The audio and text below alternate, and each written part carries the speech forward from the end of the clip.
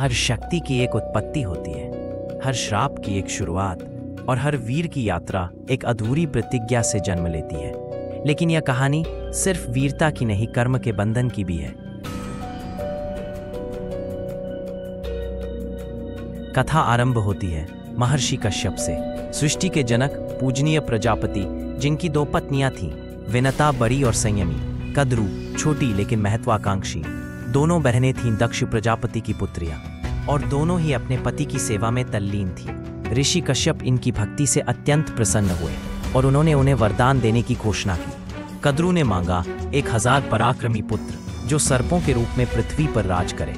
विनता ने मांगे केवल 2 पुत्र, परंतु ऐसे जो कद्रू के समस्त पुत्रों से अधिक तेजस्वी और शक्तिशाली हो। कश्यप ने दोनों की इच्छाओं को स्वीकार किया और उन्हें उनके अंडों की रक्षा का आदेश देकर स्वयं वन में तपस्या के लिए चले गए।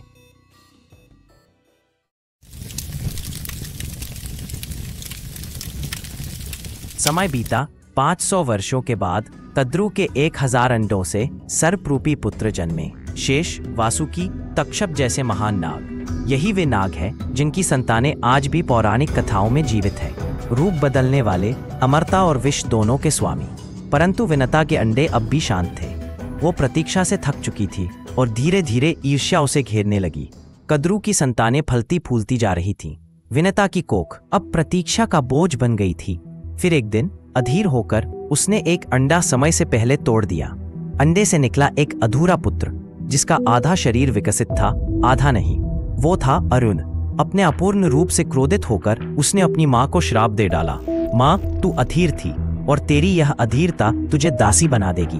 अब तू 500 वर्षों तक कद्रू की दासी बनकर रहेगी, जब तक तेरा दूसरा पुत्र जन्म नहीं लेता।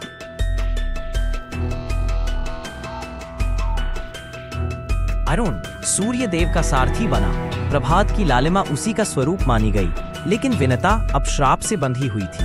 अपमान, दास्ता और प्रतीक्षा की अग्नि में जलती हुई। यह केवल एक माँ की अधीरता नहीं थी, यह प्रारंभ था उस कर्मचक्र का जो सर्पों और पक्षियों के बीच अनंत संघर्ष की नींव रखेगा, जहाँ वरदान श्राप में बदलेगा और पुत्र अपनी माँ के पाप का बोझ उठाएगा। क्योंकि इस कथा में हर पात्र दिव्य होते हुए भी कर्म के नियमों से बंधा है। यह कहानी है कद्रू, विनता और आने वाले उस पुत्र की, जिसका जन्म मुक्ति लेकर आएगा।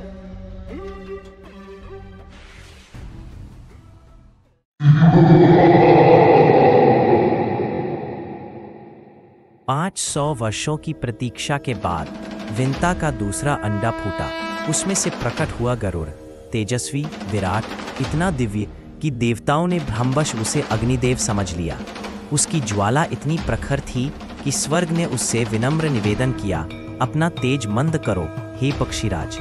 जन्म लेते ही वह भोजन की खोज में उड़ गया। अर्ध मानव, अर्ध पक्षी, सुनहरे पंखों वाला वह विशालकाय।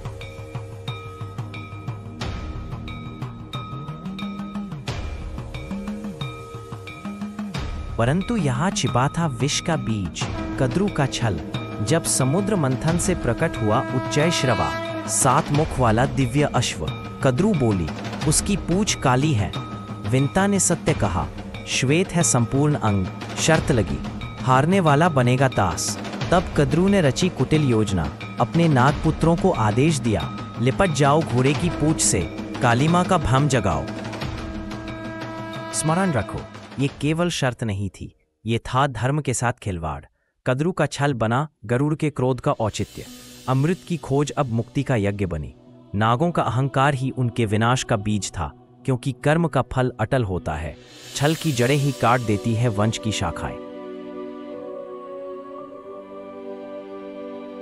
जिन नागों ने कहा, माता यह अनैतिक है, उन्हें कद्रू ने दिया श्राप, तुम्हें भस्म करेगा जन्मेजय का सर्पयज्ञ। विनता ने देखा छल से काली पूंछ और स्वीकार किया दासत्व। यह था अरुण के श्राप की पूर्ति। विनता अब सेविका बनी कद्रू और उसके विषैले सर्पों की। जैसे जैसे गरुड़ बड़ा हुआ, उसकी आंखों में सवाल थे और दिल में आग। अपनी मां विनता को नागों की दास्ता में देखकर उसका रक्त खौल उठा। उसने सच्चाई जाननी चाही और विनता ने बताया, कद्रू का छल, शर्त का धोखा और वर्षों की वेदना। गरुड़ ने संकल्प लिया, मैं अपनी मां को मुक्त करूंगा, चाहे इसके लिए आकाश भी फाड़ना पड़े। जब वह नागों के पास गया, उन्होंने मां की स्वतंत्रता के बदले एक मांग रखी, अमृत, स्वर्ग में देवताओं द्वारा संरक्षित अमरता का रस, जिसे पाना असंभव कहा जाता था। लेकिन गरुड़ की इच्छा पत्थर को भी पिघला दे। उसने अपनी मां विंता से पूछा, इतनी बड़ी यात्रा के लिए मुझे क्या करना होगा? विंता ने उसे निर्देश दिया, एक द्वीप पर जाओ जहां दुष्ट निषाद बसते हैं, उन्हें खाओ, पर ध्यान रखना किसी भी ब्राह्मण को मत छूना, वो अग्नि के समान है। और तभी गरुड़ ने अपना पहला कदम बढ़ाया, एक ऐसे रास्ते की ओर हर मोड़ पर मृत्यु उसका इंतजार कर रही थी।